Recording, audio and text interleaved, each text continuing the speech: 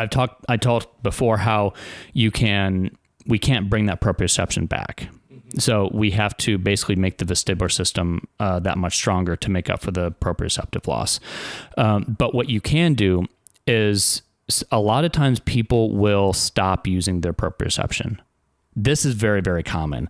And you'll probably find this when people are furniture walking, or as a client recently described it as furniture surfing, which actually I like a lot better and it's a lot more fun. But if you see someone furniture walking or furniture surfing, they're touching everything as they're walking around. They're touching furniture, they're touching walls, and they'll have their home environment kind of set up where they always have some place to touch. Especially if they're not using a walker. Basically, what's going on is as they use their hands more to tell themselves about how to balance, they're using their legs less, and less.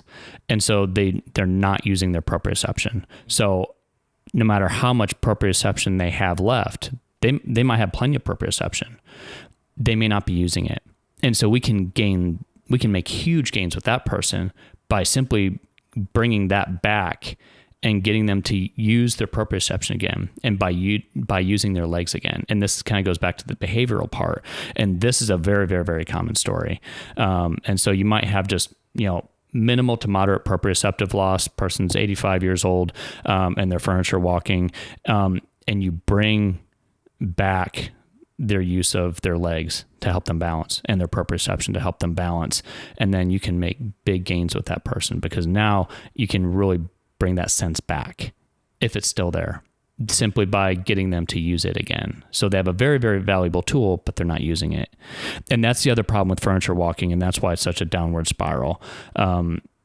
Because not only is it, your balance system declines overall, you're eventually going to miss an object, or an object's going to be more unstable than you thought, but also you're not utilizing your main balance system, which is your legs in this case. And you're not using proprioception, which is a very valuable sense to use and to harness and to keep going as we get older.